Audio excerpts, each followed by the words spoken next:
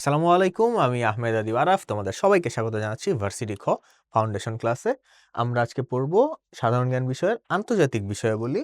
এটার মধ্যে রয়েছে অধ্যায় নাম্বার ৪ এর জাতিসংঘ এবং জাতিসংঘ গঠনের পটভূমি এবং জাতিসংঘের অঙ্গ সংগঠন সমূহ, যেটা লেকচার ১ কভার করছে। তাহলে চলো আমরা চ্যাপ্টারটা শুরু করি। প্রথমে আমরা এই টপিকের গুরুত্বটা একটু দেখে নিই। যে এখানে দেখতে পাচ্ছি জাহাঙ্গীরনগরে, রাজশাহীতে এই জাতিসংঘ গঠনের পটভূমি থেকে বেশ কিছু প্রশ্ন এসছে। এছাড়াও জাতিসংঘের অঙ্গ সংগঠন সমূহ থেকে কিন্তু Dhaka university, Rajshahi university, Chittagong university এগুলো থেকেও বেশ কিছু গুরুত্বের সাথে প্রশ্ন এসছে এবং এছাড়াও জগন্নাথ এবং জাহাঙ্গীরনগর ইউনিভার্সিটিতেও কিন্তু এগুলোর থেকে ভালোই গুরুত্বের সাথে প্রশ্ন এসছে। আসলে জাতিসংঘ পুরা বিষয়টাই কিন্তু সাধারণ জ্ঞানের জন্য অত্যন্ত গুরুত্বপূর্ণ। সুতরাং এই জাতিসংঘের সবকিছু কিন্তু আমাদেরকে খুবই গুরুত্বের সাথে পড়তে হবে। আমরা চলে যাই জাতিসংঘ প্রতিষ্ঠার পদক্ষেপ সমূহে। আমাদের এখানে একটু পিছন থেকে জেনে আসতে হবে যে জাতিসংঘ কেন গঠিত হইল, জাতিসংঘ গঠনের উদ্দেশ্যটা কি ছিল। আমরা জানি ১৯১৪ সালে সারা পৃথিবীতে একটা বিশ্বযুদ্ধ শুরু হয়। বিশ্বযুদ্ধটা সেটা হচ্ছে প্রথম বিশ্বযুদ্ধ এবং সেই প্রথম বিশ্বযুদ্ধে মূলত ইউরোপের রাষ্ট্রগুলো একে অপরের সাথে যুদ্ধে লিপ্ত হয়েছিল। প্রায় ৪ বছর সেই যুদ্ধটা চলে। ১৯১৮ সালে শেষ হয় আর ১৯২০ সালে চুক্তির মাধ্যমে সেটা আনুষ্ঠানিকভাবে শেষ হয়ে যায়। তো এখন এই যে বিশ্বযুদ্ধটা, এই বিশ্বযুদ্ধের ফলে সবাই কিন্তু বুঝতে পেরেছিল যে আসলে যুদ্ধ করে কোনো লাভ নাই। যুদ্ধ করলে সবারই ক্ষতি। এই কারণে সে সময় উড্রো উইলসনের ১৪ দফা প্রস্তাবের আলোকে একটা আন্তর্জাতিক সংস্থা গঠনের উদ্যোগ নেওয়া হয়। যেই সংস্থাটা পৃথিবীর বিবদমান দেশগুলোর মধ্যে মধ্যস্থতাকারী হিসেবে কাজ করবে। তাইলে এই দেশগুলা কি তারা হচ্ছে যুদ্ধ করার দিকে যাবে না। নিজেরা আলোচনা করেই তাদের মধ্যকার সমস্যার সমাধান করে ফেলতে পারবে। বরঞ্চ এমন সব ক্ষমতা দেয়া থাকবে সেই সংস্থাকে, যেন কেউ যদি যুদ্ধে যায় জোর করে, তার বিরুদ্ধে কোনো ব্যবস্থা নেওয়া যায়। কিন্তু আসলে সেইভাবে সেই সংস্থাটা গড়ে উঠে নাই। যার কারণে সেই যে সংস্থা, অর্থাৎ জাতিপুঞ্জ, ইংরেজিতে যেটাকে আমরা লিগ অফ নেশনস নামে জানি, এই লিগ অফ নেশনস আসলে কার্যকর কোনো সংস্থা হয়ে দাঁড়াইতে পারে নাই। যার কারণে ১৯৩৯ সালে আমরা দ্বিতীয় বিশ্বযুদ্ধ শুরু হইতে দেখি এবং জার্মানির পোল্যান্ড আক্রমণের মাধ্যমে সেই বিশ্বযুদ্ধ শুরু হয় এবং কার্যত সেদিন থেকেই লিগ অফ নেশনস বিলুপ্ত হয়ে যায়। অফিসিয়ালি ১৯৪৬ সালে এটাকে বিলুপ্ত করা হয়। তো এই যে দ্বিতীয় বিশ্বযুদ্ধ যখন শুরু হইল, তখনও কিন্তু ইউরোপেই আবারও সেই যুদ্ধ শুরু হলো এবং প্রায় বছর ২-১ যুদ্ধ চলার পরে ইউরোপীয় কান্ট্রি গুলার কিন্তু অবস্থা খুবই খারাপ হয়ে যেতে লাগলো এবং তারা সবাই আবার রিয়ালাইজ করলো যে এইবার আমাদের আরো শক্ত পদক্ষেপের মাধ্যমে যুদ্ধটা ঠেকাইতে হবে এবং আর কোনো এই ধরনের ঘটনা যেন না ঘটে সেটা আমাদেরকে দেখতে হবে। এখান থেকেই লন্ডন ঘোষণাটা আসলো ১৯৪১ সালে। যে সেই সময় ইউরোপের যুদ্ধবিধ্বস্ত কয়েকটা দেশের নির্বাসিত রাষ্ট্রপ্রধান এবং ব্রিটেনের প্রধানমন্ত্রী, কানাডার প্রধানমন্ত্রী, তারা সবাই একসাথে হয়ে লন্ডনের জেমস প্রাসাদে একটা ঘোষণা দিলেন যে আমরা নতুন করে এই পৃথিবীটাকে গঠন করব, নতুন করে একটা আন্তর্জাতিক সংস্থা বানাবো যেটা যুদ্ধ বন্ধ করতে পারে। এটাই হচ্ছে জাতিসংঘ প্রতিষ্ঠার প্রথম পদক্ষেপ, লন্ডন ঘোষণা। তারপরে চলে আসলো আটলান্টিক সনদ, সেটা ১৯৪১ সালে। সেই সময় পর্যন্ত মার্কিন যুক্তরাষ্ট্র কিন্তু বিশ্বযুদ্ধে অংশগ্রহণ করে নাই। প্রথম বিশ্বযুদ্ধে কিন্তু আমরা শুরুর দিকে মার্কিন যুক্তরাষ্ট্রের কোনো পদক্ষেপ দেখিনি। তখন সারা বিশ্বের পরাশক্তি হিসেবে কিন্তু ব্রিটেনই পরিচিত ছিল। এই সময়টাতে ব্রিটেন কিন্তু আসলে যুদ্ধে পেরে উঠছিল না। তখন মার্কিন যুক্তরাষ্ট্রের পক্ষ থেকে আসলে একটা গোপন সমঝোতার প্রস্তাব দেওয়া হয়। সেখানে সমঝোতার বিষয়টা ছিল এমন যে মার্কিন যুক্তরাষ্ট্র এই যুদ্ধে ইউরোপকে সাহায্য করবে। কিন্তু আ এর বিনিময়ে বা এখানে তাদের মধ্যে এমন একটা সমঝোতা থাকবে যে ভবিষ্যৎ পৃথিবীতে মার্কিন যুক্তরাষ্ট্রই আ মোরলের ভূমিকায় অবতীর্ণ হবে। এই ধরনের একটা সমঝোতা কিন্তু তাদের মধ্যে হয়েছিল। তো এই যে গোপন সমঝোতা এবং পরবর্তীতে এই যুদ্ধে মার্কিন যুক্তরাষ্ট্রের প্রবেশ, যদিও মার্কিন যুক্তরাষ্ট্র সরাসরি প্র্যাকটিক্যালি এখানে প্রবেশ করে হচ্ছে পার্ল হারবারে জাপান তাদেরকে আক্রমণ করার মধ্য দিয়ে, বাট এই সময়টাতেই এর মধ্য দিয়ে তাদের মধ্যে আলোচনাটা ছিল যে যুদ্ধে মার্কিন যুক্তরাষ্ট্রের একটা ভূমিকা থাকবে এবং এই ভূমিকার জন্য তারা যে চুক্তিটা করে সেটা হচ্ছে ব্রিটিশ রণতরী প্রিন্স অফ ওয়েলসে আটলান্টিক মহাসাগরের উপরে। এই জিনিসটা একটু ইন্টারেস্টিং যে বাকি সবগুলা কিন্তু কোনো না কোনো স্থানে হয়েছিল। কিন্তু এই আটলান্টিক যে চুক্তিটা বা সনদটা বা সমঝোতা, এটা কিন্তু হয়েছিল সমুদ্রের উপরে। কেন সমুদ্রের উপরে? কারণ তখন এই আ মার্কিন প্রেসিডেন্ট এবং ব্রিটিশ প্রধানমন্ত্রী তারা কোথাও সেফলি বসে কোনো একটা মানে সভা করবেন, এই ধরনের সেফ জায়গা কিন্তু তাদের জন্য খুঁজে পাওয়া টাফ ছিল। এবং একই সাথে এখানে যে তাদের মধ্যে আলোচনা চলছে, আলোচনাটা যেন কোনোভাবে প্রকাশ পেয়ে না যায়, সেটার গোপনীয়তা রক্ষা করার একটা বিষয় ছিল। এই কারণে খুবই গোপনীয়তার সাথে তারা ব্রিটিশ সনদী প্রিন্স অফ ওয়েলসে এই চুক্তিটা করেন এবং তখন সেটা আটলান্টিক সাগরে ভাসছিল। এই কারণে এটা হচ্ছে আটলান্টিক সনদ। আর এই চুক্তিতে স্বাক্ষরকারী ছিলেন ফ্রাঙ্কলিন ডি রুজভেল্ট এবং উইনস্টন চার্চিল। তারপর আমরা দেখতে পাচ্ছি ওয়াশিংটন সম্মেলন অনুষ্ঠিত হয় 1942 সালে। এই সম্মেলনে তখন থেকেই মার্কিন যুক্তরাষ্ট্র ইতিমধ্যে যুদ্ধে নিজেকে জড়িয়েও নিয়েছে এবং নতুন পৃথিবী গঠনের ক্ষেত্রে তারা কিন্তু বেশ ভূমিকা রাখতে শুরু করেছে এবং সেখানে মার্কিন ফ্রাঙ্কলিন ডি রুজভেল্ট আসন্ন যেই সংস্থাটি হতে যাচ্ছে সারা পৃথিবীর জন্য, সেটার নামকরণ করলেন ইউনাইটেড নেশনস, অর্থাৎ জাতিসংঘ। এবং এই সম্মেলনকে জাতিসংঘের এই সম্মেলনে ডিক্লারেশন বাই দ্য ইউএন, জাতিসংঘ ঘোষণা যেটা, সেটা করা হয় এবং জাতিসংঘের নামকরণ করা হয়। এখান থেকে প্রশ্ন এসে থাকে সেই নামকরণটা থেকে।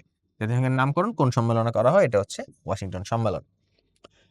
তারপরে আমরা আফ্রিকা মহাদেশের মরক্কোতে আমরা একটা সম্মেলন হইতে দেখি, সেটা হচ্ছে ক্যাসাব্লাঙ্কা সম্মেলন। এই সম্মেলন এটা হচ্ছে জাতিসংঘ প্রতিষ্ঠায় আফ্রিকা একমাত্র সম্মেলন।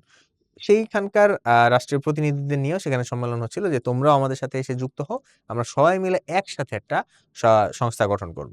তো এই উদ্দেশ্যেই আসলে কাসাব্লাঙ্কায় সম্মেলনটা করা এবং একই সাথে মস্কোতে একটা সম্মেলন সেখানে হয়েছিল।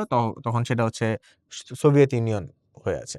কিন্তু তখন কিন্তু আসলে মার্কিন যুক্তরাষ্ট্রের সাথে সোভিয়েত ইউনিয়নের ক্ষমতার দ্বন্দ্ব চলমান। পুঁজিবাদ এবং সমাজতন্ত্রের যে দ্বন্দ্বটা, সেটা কিন্তু ইতিমধ্যে চলছে। তবুও এটাকে পাশ কাটিয়ে তারা একটা আন্তর্জাতিক সংস্থা গঠনে একমত হয়েছিল, কারণ তখন যুদ্ধ সামলানোটা বেশি গুরুত্বপূর্ণ ছিল।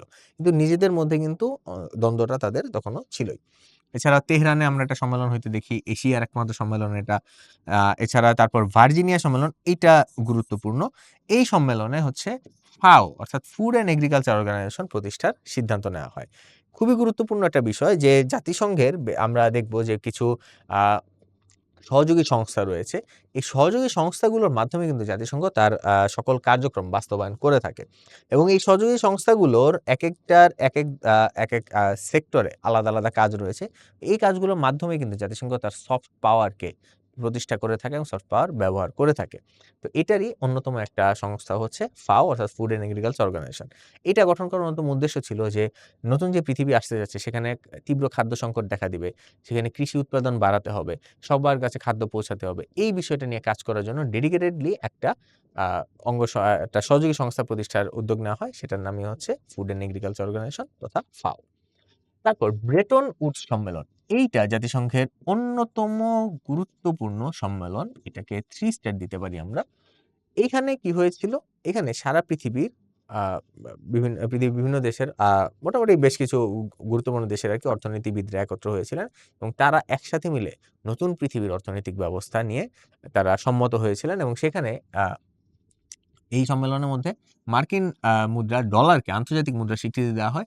একই সাথে আইএমএফ এবং আইবিআরডি তথা বিশ্ব ব্যাংকের যে mother organisation IBRD, international bank for reconstruction and development, এই ব্যাংকটা গঠনের উদ্যোগ নেওয়া হয় এবং একই সাথে ইন্টারন্যাশনাল মনিটারি ফান্ড তথা আইএমএফ গঠনেরও কিন্তু উদ্যোগ নেওয়া হয়। অর্থাৎ পৃথিবীর অর্থনৈতিক ব্যবস্থার যে কন্ট্রোল, সেই কন্ট্রোলটা নেওয়ার যে প্রাথমিক স্টেপ, সেটা কিন্তু এই ব্রিটেন সম্মেলনের মাধ্যমেই তৈরি হয়েছিল। তারপর ডাম্বারটন ওক সম্মেলন। এইখানে সিদ্ধান্ত নেওয়া হয় যে এইটা আমরা দেখতে পাচ্ছি যে আস্তে, আস্তে যুদ্ধ কিন্তু শেষের দিকে 1944 সালে এবং আস্তে, আস্তে কিন্তু এখানে মার্কিন যুক্তরাষ্ট্র এবং যুক্তরাজ্য উভয়েরই ক্ষমতা বাড়ছে। অর্থাৎ মিত্রশক্তির ক্ষমতা কিন্তু এখানে বাড়ছে। এই ক্ষেত্রে তারা কিন্তু সিদ্ধান্ত নিয়েছে যে নিরাপত্তা পরিষদ গঠন হবে এবং নিরাপত্তা পরিষদের স্থায়ী সদস্য কারা হবে সেটাও কিন্তু তারা সিদ্ধান্ত নিয়ে নেয়। তো এইটা ছিল যে তারা আ বিশ্বের সকল ইস্যু দেখভাল করবে এবং স্থায়ী সদস্য হিসেবে তারা বিভিন্ন ইস্যু আ দেখাশোনা করবে। এইজন্যই তারা নিরাপত্তা পরিষদটা গঠন করে। তখন পর্যন্ত কিন্তু ভেটোর বিষয়টা আসে নাই। ঠিক আছে?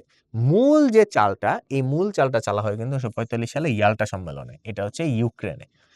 এইখানে নিরাপত্তা পরিষদে যে ৫ টা সদস্য রাষ্ট্র রয়েছে, এই রাষ্ট্রগুলোকে ভেটো ক্ষমতা প্রদান করা হয়। এটাই ছিল গেম চেঞ্জার। এটার মাধ্যমেই কিন্তু এই যে নিরাপত্তা পরিষদের ৫টা স্থায়ী রাষ্ট্র, তারা কিন্তু সারা পৃথিবীর অনেক কিছুই কন্ট্রোল করে জাস্ট এই ভেটো ক্ষমতার কারণে। ওই ভেটো ক্ষমতাটা দেখো দেওয়া হয়েছিল ১৯৪৫ সালের দিকে, যখন যুদ্ধের ফলাফলটা তাদের নিজেদের পক্ষে চলে আসছে, তখনই কিন্তু তারা তাদের ক্ষমতাটা আরো সুসংহত করে নিয়েছে। এবং সর্বশেষ সান ফ্রান্সিসকো সম্মেলন ১৯৪৫ সালে, এখানে পোল্যান্ড সহ আরো ৫০টা দেশের প্রতিনিধিরা একসাথে হয়ে ১৯টা অধ্যায় এবং ১১টা অনুচ্ছেদ সম্বলিত জাতিসংঘ সনদে স্বাক্ষর করে এবং এই জাতিসংঘ দিবসটা পালিত হয় ২৪শে অক্টোবর। শুরুতে ৫০টা দেশ একত্র হয়েছিল এবং পরবর্তীতে পোল্যান্ড এখানে যুক্ত হয় এবং যার ফলে ৫১টা দেশ মিলে জাতিসংঘ যাত্রা শুরু করে। এই ছিল জাতিসংঘ প্রতিষ্ঠার প্রথম পদক্ষেপসমূহ। আমরা যদি এখান থেকে কিছু গুরুত্বপূর্ণ তথ্য দেখে নেই, যে পূর্বে জাতিসংঘের সদস্য ছিল, এখন নেই, সেটা হচ্ছে তাইওয়ান। চীন যখন ১৯৪৯ সালে চীনে কিন্তু সমাজতান্ত্রিক বিপ্লব সংগঠিত হয়, তখন চীনের যে তৎকালীন রাষ্ট্রপ্রধান যিনি ছিলেন চিয়াং কাই শেক, তার নেতৃত্বে তৎকালীন সরকার চলে আসে তাইওয়ান দ্বীপে এবং সেটাকেই রিপাবলিক অফ চায়না হিসেবে ঘোষণা করে এবং মাও সেতুং এর নেতৃত্বে যে মূল চীনে যেখানে অভ্যুত্থান হয়েছিল সেটাকে তারা গণচীন নামে হচ্ছে নামকরণ করে। তো ১৯৭১ সাল পর্যন্ত তাইওয়ানকেই মূলত চীন হিসেবে ধরা হতো এবং নিরাপত্তা পরিষদের সদস্যের জায়গাটা তাইওয়ানই সেখানে ছিল। কিন্তু ১৯৭১ সালে মাও সেতুং এর যে মূল চীন, সেই গণচীনকে তাইওয়ানের জায়গায় রিপ্লেস করা এবং তাইওয়ানের স্বীকৃতি বা সেখান থেকে নিয়ে নেওয়া হয় এবং তাইওয়ানের সদস্যপদও সেখান থেকে সরিয়ে দেওয়া হয়। তাইওয়ান আর জাতিসংঘের সদস্যপদ নেই এবং চীন তাইওয়ানের উপরে তার একচ্ছত্র কর্তৃত্ব কিন্তু প্রতিষ্ঠা করে। আর পদত্যাগ করে পুনরায় যোগদান করেছিল ইন্দোনেশিয়া। ইন্দোনেশিয়া জাতিসংঘের এই যে নিরাপত্তা পরিষদে মূলত যে স্বেচ্ছাচারী মনোভাব, এইটার প্রতিবাদে তারা কিন্তু জাতিসংঘ ত্যাগ করেছিল, কিন্তু পুনরায় তারা আবার পরে চলে এসেছিল। আর বর্তমানে পর্যবেক্ষক দেশ আছে ২টা, ফিলিস্তিন এবং ভ্যাটিকান সিটি। ফিলিস্তিনকে কিন্তু জাতিসংঘের এখনো পূর্ণাঙ্গ রাষ্ট্রের সদস্য রাষ্ট্রের মর্যাদা দেওয়া হয়নি। তবে ৭৯তম অধিবেশনে সদস্য রাষ্ট্রের আসনে বসার অনুমতি পেয়েছে। সেই সম্মেলনে ১৪৩টা দেশের সমর্থন কিন্তু ফিলিস্তিন পেয়েছিল এবং সদস্য রাষ্ট্রের আসনে বসার অনুমতি পেয়েছে, কিন্তু তারা কিন্তু ভোট দেওয়ার অনুমতি পায়নি। পূর্ণাঙ্গ সদস্য তারা এখনো হতে পারেনি। আর হচ্ছে স্বাধীন রাষ্ট্র হলেও জাতিসংঘের সদস্য নয় হচ্ছে ভ্যাটিকান সিটি এবং কসোভো। আর সবচেয়ে ছোট সদস্য হচ্ছে মোনাকো এবং টুভালু। আর সর্বশেষ সদস্য হচ্ছে জাতিসংঘের দক্ষিণ সুদান। এইটা বেশ গুরুত্বপূর্ণ, এখান থেকে কিন্তু প্রশ্ন এসে থাকে। আমরা এখান থেকে কিছু গুরুত্বপূর্ণ প্রশ্ন সলভ করব, যে প্রশ্নগুলো বিভিন্ন বিশ্ববিদ্যালয়ে বিভিন্নবার এসেছে। যেমন এখানে দেখতে পাচ্ছি যে জাতিসংঘ বিশ্ববিদ্যালয় কোথায় অবস্থিত। আমরা জানি জাতিসংঘ বিশ্ববিদ্যালয় কিন্তু জাপানের টোকিওতে অবস্থিত। তারপর আমরা দেখতে পাচ্ছি জাতিসংঘ সনদ কোথায় স্বাক্ষরিত হয়েছিল। আমরা জানি জাতিসংঘ সনদ স্বাক্ষরিত হওয়ার যে সম্মেলনটা, সেই সম্মেলনটার নাম হচ্ছে সান ফ্রান্সিসকো সম্মেলন, অর্থাৎ এটি মার্কিন যুক্তরাষ্ট্রের সান ফ্রান্সিসকোতে স্বাক্ষরিত হয়েছিল। তারপর জাতিসংঘ কর্তৃক স্বীকৃত দাপ্তরিক ভাষা কয়টি? এখানে আমাদের একটু জেনে রাখতে হবে যে জাতিসংঘ কর্তৃক স্বীকৃত দাপ্তরিক ভাষা রয়েছে ৬টি, কিন্তু তারা কার্যক্রম নির্বাহ করে হচ্ছে ২টি ভাষায়, ইংরেজি এবং ফরাসি বা ফ্রেঞ্চ। অর্থাৎ তাহলে ৬টি ভাষা দাপ্তরিক ভাষা হিসেবে স্বীকৃত। আর জাতিসংঘের পতাকায় কোন ২টা রং রয়েছে? জাতিসংঘের পতাকায় আমরা জানি নীল ও সাদা রং রয়েছে। আর এছাড়া দেখতে পাচ্ছি জাতিসংঘে প্যালেস্টাইন রাষ্ট্রের মর্যাদাটা কিরূপ? জাতিসংঘে প্যালেস্টাইন রাষ্ট্রের মর্যাদা হচ্ছে তারা রাষ্ট্রীয় পর্যবেক্ষক।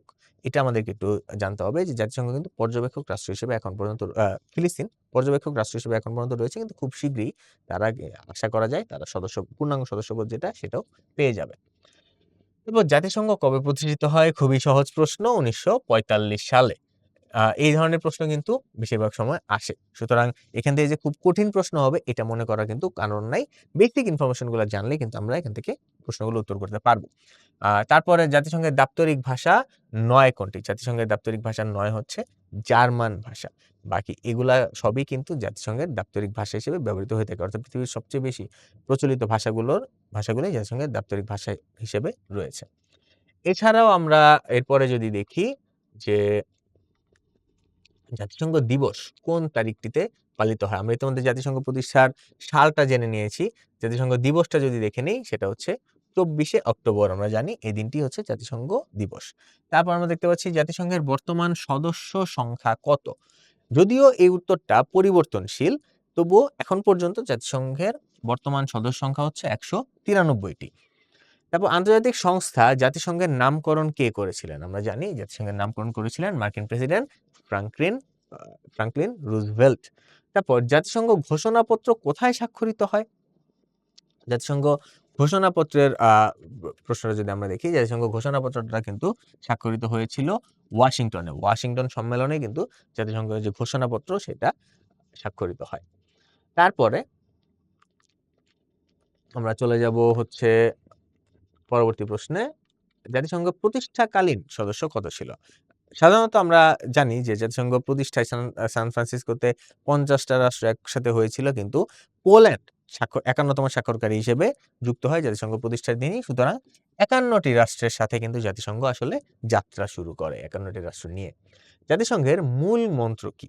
জাতিসংঘের মূল মন্ত্র হচ্ছে এই পৃথিবী আপনার, দ্য ওয়ার্ল্ড ইজ ইয়োর্স। এটাই হচ্ছে জাতিসংঘের মূল মন্ত্র। জাতিসংঘের সদর দপ্তর কোথায় অবস্থিত? জাতিসংঘের সদর দপ্তর কিন্তু নিউ ইয়র্কে অবস্থিত। এরপর আমরা যদি দেখি জাতিসংঘের সর্বশেষ সদস্য রাষ্ট্র কোনটি? সর্বশেষ সদস্য রাষ্ট্র হচ্ছে দক্ষিণ সুদান। আর এছাড়া জাতিসংঘ কোন দেশ পূর্বে জাতিসংঘের সদস্য ছিল কিন্তু বর্তমানে নেই? আমরা জানি, খুবই সহজ, এটার উত্তরটা হচ্ছে তাইওয়ান। তারপর কোন সম্মেলনে ভেটো ক্ষমতা প্রদান করা হয়? এটা কিন্তু খুবই গুরুত্বপূর্ণ। এখানে ইয়াল্টা সম্মেলনে কিন্তু ভেটো ক্ষমতা প্রদান করা হয়, আমরা ইতিমধ্যে পড়েছি। কোন সম্মেলনে রুজভেল্ট জাতিসংঘের নামকরণ করেন? এটা হচ্ছে ওয়াশিংটন সম্মেলনে। ওয়াশিংটন সম্মেলনে কিন্তু সেখানে জাতিসংঘের ঘোষণাটাও দেওয়া হয় এবং ওয়াশিংটন সম্মেলন সেখানে জাতিসংঘের নামকরণটা করা হয়। তারপর আমরা দেখে নেই জাতিসংঘের যে মূল অঙ্গ সংগঠন রয়েছে, সেই অঙ্গ সংগঠন বা জাতিসংঘের মূল পিলার যেগুলো, অর্থাৎ তার মূল সংস্থাগুলো, সেটা হচ্ছে সাধারণ পরিষদ। সাধারণ পরিষদ হচ্ছে জাতিসংঘের প্রাথমিক সংগঠন। এটার সদর দপ্তর হচ্ছে যুক্তরাষ্ট্রের নিউ ইয়র্কে অবস্থিত। এর সদস্য বর্তমানে 193টা। মূলত জাতিসংঘের সদস্য হওয়া বলতে সাধারণ পরিষদের সদস্য হওয়াকে বুঝিয়ে থাকে। তাই জাতিসংঘের সদস্য মানে সাধারণ পরিষদের সদস্য। বর্তমান পৃথিবীতে স্বাধীনতা 195টা, কিন্তু বর্তমান সদস্য আছে 193টা। আমরা জানি দক্ষিণ সুদান জাতিসংঘের সর্বশেষ সদস্য। আর এখান থেকে আমাদের গুরুত্বপূর্ণ যে বিষয়টা জানতে হবে, প্রতি বছর সেপ্টেম্বর মাসের 3য় মঙ্গলবারে সাধারণ পরিষদ অধিবেশন শুরু হয়, কিন্তু এই উত্তরটা পরিবর্তনশীল। সাম্প্রতিক সময় আবার যদি তারা সিদ্ধান্ত বদল করে, সেক্ষেত্রে কিন্তু এটা চেঞ্জ হয়ে যেতে পারে।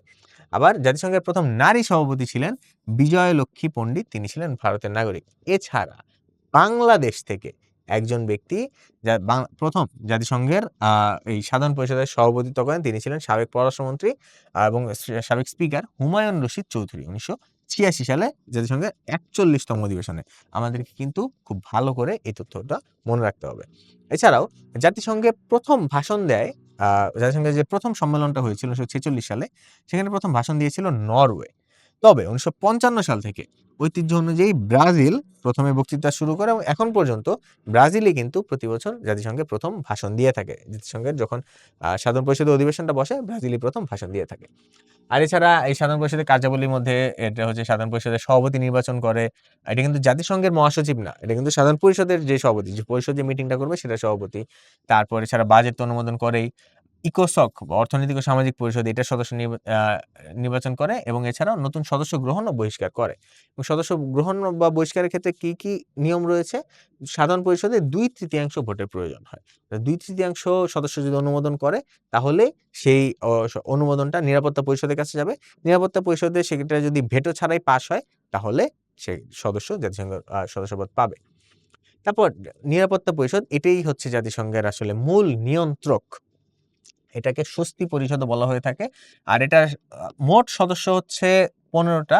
এর মধ্যে 5টা হচ্ছে স্থায়ী আর 10টা হচ্ছে অস্থায়ী। এটা আমাদের মনে রাখতে হবে। 5টা স্থায়ী কারা কারা? স্থায়ীগুলো হচ্ছে যুক্তরাষ্ট্র, যুক্তরাজ্য, রাশিয়া, ফ্রান্স ও চীন। এদেরকে একসাথে কিন্তু P5 বলা হয়ে থাকে। আর তাদের ভেটো ক্ষমতা রয়েছে।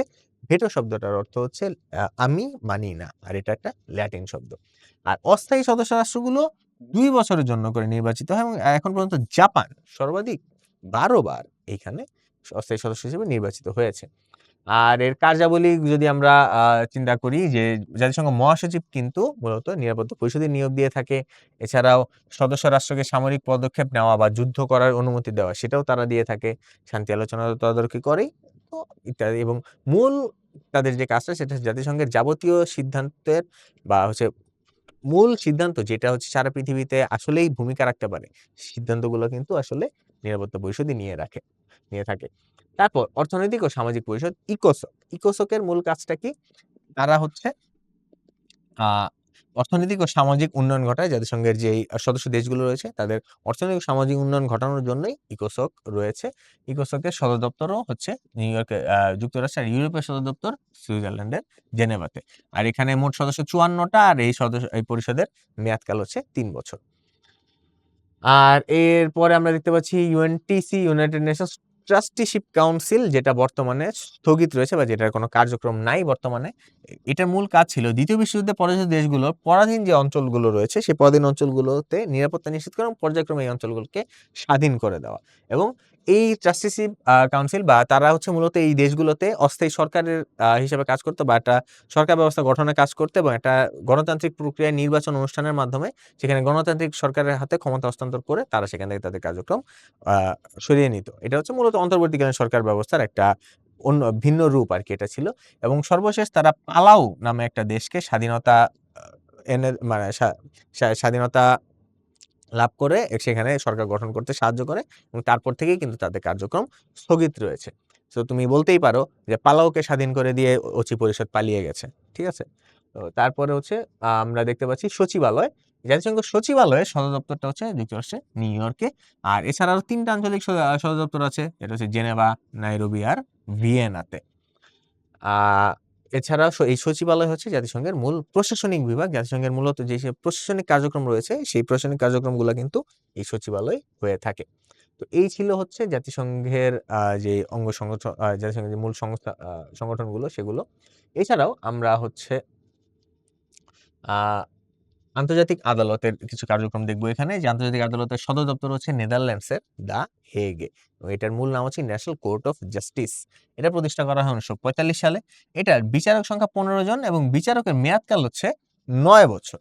এবং এই আন্তর্জাতিক আদালতের সভাপতির মেয়াদ হচ্ছে ৩ বছর। এই আদালতে কোনো ব্যক্তির বিরুদ্ধে মামলা করা যায় না। এখানে শুধু দেশের বিরুদ্ধে, কোনো দেশ যদি কোনো অন্যায় করে সেই দেশের বিরুদ্ধে সেখানে মামলা করা যেতে পারে। আর আন্তর্জাতিক অপরাধ আদালত, যেটা ইন্টারন্যাশনাল ক্রিমিনাল কোর্ট আইসিসি, এটা প্রতিষ্ঠিত হয় হচ্ছে রোম চুক্তি স্বাক্ষরের মাধ্যমে। এবং এই রোম স্ট্যাচু বা রোম চুক্তি এটা স্বাক্ষরিত ১৯৯৮ সালে। মনে রাখতে হবে এটা কিন্তু জাতিসংঘের কোনো অঙ্গ সংস্থা নয়, এটা কিন্তু ভিন্ন সংস্থা। এবং এইখানে ব্যক্তি বা সংগঠনের বিরুদ্ধে কিন্তু মামলা করা যায়, রাষ্ট্রের বিরুদ্ধে কোনো মামলা করা যায় না। রাষ্ট্রের বিরুদ্ধে মামলা করার জন্য আমাদেরকে যেতে হবে আন্তর্জাতিক আদালত তথা ইন্টারন্যাশনাল কোর্ট অফ জাস্টিস অর্থাৎ আইসিজে তে। আর ব্যক্তির বিরুদ্ধে, আন্তর্জাতিকভাবে কোনো ব্যক্তির বিরুদ্ধে যদি আমি মামলা করতে যাই সেক্ষেত্রে আইসিসি বা ইন্টারন্যাশনাল ক্রিমিনাল কোর্টে আমাদেরকে যেতে হবে। এরপর আমরা দেখতে পাচ্ছি জাতিসংঘের মহাসচিববৃন্দ, গুরুত্বপূর্ণ যেসব মহাসচিব জাতিসংঘে ছিলেন এবং তাদের সময় বিভিন্ন গুরুত্বপূর্ণ ঘটনা ঘটেছে তাদেরকে আমরা দেখে নিব। যেমন ট্রিগ ভ্যালি, তিনি ছিলেন জাতিসংঘের নির্বাচিত প্রথম মহাসচিব, অর্থাৎ সদস্যদের দ্বারা নির্বাচিত প্রথম মহাসচিব হচ্ছেন ট্রিগ ভ্যালি। তিনি ছিলেন নরওয়ের নাগরিক। এছাড়া দ্যাগ হ্যামারশোল্ড, তিনি অত্যন্ত বিখ্যাত এবং খুবই সুপরিচিত। ১৯৬১ সালে কঙ্গোতে সফরের পথে জাম্বিয়াতে বিমান দুর্ঘটনায় কিন্তু তিনি নিহত হন এবং তার নামে জাতিসংঘের লাইব্রেরির নামকরণ করা হয়েছে, সেটি হচ্ছে ড্যাগ হ্যামারশোল্ড লাইব্রেরি। এছাড়াও উ থান্ট, তিনি ছিলেন মিয়ানমারের নাগরিক এবং তিনি যখন জাতিসংঘের মহাসচিব ছিলেন তখনই কিন্তু বাংলাদেশে মুক্তিযুদ্ধ চলছিল, বাংলাদেশ স্বাধীনতা যুদ্ধ চলাকালীন মহাসচিব ছিলেন তিনি। এবং একই সাথে এশিয়া থেকে নির্বাচিত প্রথম মহাসচিব হলেন এই উ থান্ট। তারপর আমরা দেখতে পাচ্ছি কফি আত্তা আনান এবং জাতিসংঘের অন্যতম সবচেয়ে বেশি পরিচিত বা সবচেয়ে বেশি পরিচিত মুখ, বিশেষ করে বাংলাদেশের অনেক মানুষের কাছেই কিন্তু পরিচিত মুখ হচ্ছে এই কফি আত্তা আনান বা কফি আনান। তিনি ২০০১ সালে জাতিসংঘ কফি আনান যৌথভাবে শান্তিতে নোবেল পুরস্কারে ভূষিত হন তার অসামান্য অবদানের জন্য। তিনি কিন্তু বাংলাদেশেও সফর করেছিলেন এই ২০০১ সালেই। ১ বা ২ সালে তিনি বাংলাদেশ সফর করেছিলেন। আর এছাড়াও অ্যান্তোনিও গুতেরেস, পর্তুগালের সাবেক প্রধানমন্ত্রী তিনি কিন্তু জাতিসংঘের বর্তমান মহাসচিব। তো এইবার আমরা দেখে নিই এই অংশগুলো থেকে কি, কি প্রশ্ন এসেছে বিভিন্ন সময়ে। নিচের যে দেশটি জাতিসংঘের নিরাপত্তা পরিষদের স্থায়ী সদস্য নয়, নিরাপত্তা পরিষদের স্থায়ী সদস্য নয় কিন্তু জার্মানি। বাকি ফ্রান্স, রাশিয়া, চীন এরা সবাই কিন্তু জাতিসংঘের নিরাপত্তা পরিষদের সদস্য। এখানে একটা জিনিস বলে রাখি, আমরা যদি নিরাপত্তা পরিষদের সদস্যদের দিকে তাকাই, আমরা এখানে দেখব যে এখানে মার্কিন যুক্তরাষ্ট্র রয়েছে, এখানে যুক্তরাজ্য রয়েছে, এখানে ফ্রান্স রয়েছে, রাশিয়া রয়েছে এবং চীন রয়েছে। এই সবগুলো দেশই কিন্তু দ্বিতীয় বিশ্বযুদ্ধের মিত্রপক্ষের দেশ। অর্থাৎ দ্বিতীয় বিশ্বযুদ্ধে যারা জয়লাভ করেছিল তারাই কিন্তু জাতিসংঘের নিরাপত্তা পরিষদে রয়েছে, তারাই কিন্তু সারা পৃথিবীর যে নিয়ন্ত্রণভার সেটা তাদের হাতে রেখে দিয়েছে। জার্মানি কিন্তু দ্বিতীয় বিশ্বযুদ্ধে হেরে গিয়েছিল, জাপান দ্বিতীয় বিশ্বযুদ্ধে হেরে গিয়েছিল, তারা কিন্তু নিরাপত্তা পরিষদে স্থায়ী সদস্যপদ পায়নি, তাদের ভেটো ক্ষমতাও নাই। তারপর জাতিসংঘের মহাসচিব আন্তোনিও গুতেরেসের নাগরিকত্ব কোন দেশের? আমরা মাত্রই দেখলাম, এটা হচ্ছে তিনি পর্তুগালের নাগরিক, তিনি পর্তুগিজ নাগরিক। আর হচ্ছেন কোন সনদের ভিত্তিতে আন্তর্জাতিক ফৌজদারি আদালত প্রতিষ্ঠা হয়েছিল? ফৌজদারি আদালত প্রতিষ্ঠিত করা হয় 1998 সালের রোম সনদ অনুযায়ী। International criminal court ICC, ICC কোন ধরনের অপরাধের বিচার করে না? আইসিসি কিন্তু মানব পাচারের বিচার করে না। এছাড়াও মানবতার বিরুদ্ধে যে কোনো অপরাধ, যুদ্ধাপরাধ, গণহত্যা, এগুলোর বিচার কিন্তু আইসিসি করে থাকে। তারপর জাতিসংঘভুক্ত রাষ্ট্রসমূহের সর্বোচ্চ কূটনীতিক যারা, তাদেরকে বলা হয় হচ্ছে অ্যাম্বাসেডর। এখানে একটু বলে রাখা ভালো যে কমনওয়েলথভুক্ত যে রাষ্ট্রগুলো রয়েছে, সেই রাষ্ট্রগুলোর যে সর্বোচ্চ কূটনৈতিক ব্যক্তি তাকে কিন্তু বলা হয় হাই কমিশনার। কমনওয়েলথের বাইরে যেসব দেশগুলো রয়েছে সেগুলোর সর্বোচ্চ কূটনীতিক কে বলা হয় হচ্ছে অ্যাম্বাসেডর। তারপর আমরা চলে যাই, কোফি আনান কত সালে বাংলাদেশ সফর করেন? কোফি আনান 2001 সালে কিন্তু বাংলাদেশ সফর করেছিলেন। তারপর দেখি, জাতিসংঘের নিরাপত্তা পরিষদের অস্থায়ী সদস্যপদ কত বছরের জন্য? নিরাপত্তা পরিষদের অস্থায়ী সদস্য হচ্ছে 10টি রাষ্ট্র এবং এই সদস্যপদ 2 বছরের জন্য কিন্তু বহাল থাকে। আর ভেটো শব্দটি কোন ভাষা থেকে এসেছে? ভেটো হচ্ছে একটি ল্যাটিন শব্দ, এটার অর্থ হচ্ছে আমি মানি না।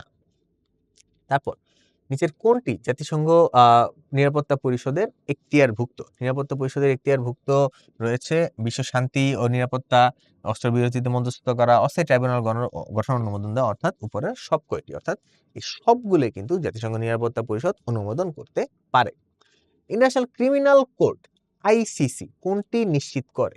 এটি কিন্তু ব্যক্তি অপরাধের দায় নিশ্চিত করে, এটি কিন্তু কোনো রাষ্ট্রের অপরাধের দায় নিশ্চিত করে না। রাষ্ট্রের জন্য যদি মামলা করতে হয় সেক্ষেত্রে আইসিজে, ন্যাশনাল কোর্ট অফ জাস্টিসে আমাদেরকে যেতে হবে।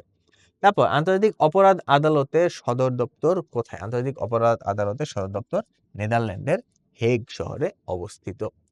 জাতিসংঘের নিরাপত্তা পরিষদের সদস্য সংখ্যা, এটা একটু ট্রিকি প্রশ্ন, কারণ সাধারণত আমরা নিরাপত্তা পরিষদের সদস্য বলতে 5টি রাষ্ট্রকেই সাধারণত বুঝে থাকি। এই ক্ষেত্রে আমাদের একটু কনফিউশন হয়ে যায় যে আমরা কি এখানে 5টা রাষ্ট্র বলবো কিনা, কিন্তু না, নিরাপত্তা পরিষদের মোট সদস্য কিন্তু আসলে 15 জন, 15টি রাষ্ট্র। এর মধ্যে 5টি হচ্ছে স্থায়ী এবং 10টি কিন্তু অস্থায়ী। তো এটা ট্রিকি প্রশ্ন হতে পারে। জাতিসংঘের প্রথম মহাসচিব কে ছিলেন? জাতিসংঘের প্রথম নির্বাচিত মহাসচিব ছিলেন ক্রিগভ্যালি, আমরা জানি। তারপর নেদারল্যান্ডের হেগে অবস্থিত স্থায়ী সালিসি আদালতের বিচারক হিসেবে নিয়োগপ্রাপ্ত প্রথম 2 জন বাংলাদেশী কারা? প্রথম 2 জন বাংলাদেশী হলেন বিচারপতি এম তোফাজ্জল হোসেন এবং বিচারপতি এম আওলাদ আলী। তারা দুজনই জাতিসংঘের নেদারল্যান্ডসের হেগে অবস্থিত যে স্থায়ী সালিসি আদালত, এখানে তারা কিন্তু নিয়োগ পেয়েছিলেন। Which one of the following is not a principal organ of the United Nations? United নেশনসের প্রিন্সিপাল অর্গান নয় কোনটা? Trusteeship council yes, security council yes, general assembly yes. World health organization এটা কিন্তু সহযোগী সংস্থা, এটা কোনো প্রিন্সিপাল সংস্থা নয়, অর্থাৎ অঙ্গ সংগঠন নয়। তারপর আন্তর্জাতিক আদালতে বিচারক কতজন রয়েছেন? আন্তর্জাতিক আদালতে বিচারকের সংখ্যা হচ্ছে 15 জন। আর আন্তর্জাতিক আদালতের যে সভাপতি, আইসিজে সভাপতির মেয়াদ হচ্ছে 3 বছর। আর জাতিসংঘের সাধারণ পরিষদের প্রথম অধিবেশনটা কিন্তু অনুষ্ঠিত হয় 1946 সালে। 1945 সালে জাতিসংঘ গঠিত হয়, 1946 সালে জাতিসংঘের প্রথম অধিবেশন সেটা অনুষ্ঠিত হয়। আর জাতিসংঘ মহাসচিব অ্যান্টোনিও গুতেরেস সর্বশেষ কবে বাংলাদেশ সফরে আসেন? তিনি কিন্তু 13ই মার্চ 2025 সালে 13ই মার্চ বাংলাদেশ সফরে এসেছিলেন। আর মুক্তিযুদ্ধের সময় জাতিসংঘের মহাসচিব কে ছিলেন? মুক্তিযুদ্ধের সময় জাতিসংঘের মহাসচিব ছিলেন উ থান্ট। আর আন্তর্জাতিক আদালতে একজন বিচারক 9 বছর 9 বছরের জন্য নির্বাচিত হন, অর্থাৎ তিনি 9 বছর সেখানে বিচারক হিসেবে থাকতে পারেন। আর সম্প্রতি জাতিসংঘ মহাসচিব অ্যান্টোনিও গুতেরেসকে পার্সোনা নন গ্রাটা ঘোষণা করেছে কোনটি? ইসরায়েল গাজাতে ইসরায়েলের যে আগ্রাসন, সেই আগ্রাসনের বিরুদ্ধে কথা বলায় তারা কিন্তু জাতিসংঘ মহাসচিবকেও পার্সোনা নন গ্রাটা, অর্থাৎ তাদের দেশে অবাঞ্ছিত ঘোষণা করেছে। এই ছিল এই অধ্যায় থেকে তোমাদের জন্য আজকের আয়োজন। আশা করি তোমরা এখানকার যে তথ্যগুলো রয়েছে সেগুলো বুঝতে পেরেছো এবং এখান থেকে প্রশ্ন আসলেও পরবর্তীতে তোমরা ইনশাআল্লাহ ভালোভাবে পারবে। তোমাদের জন্য অনেক অনেক শুভকামনা।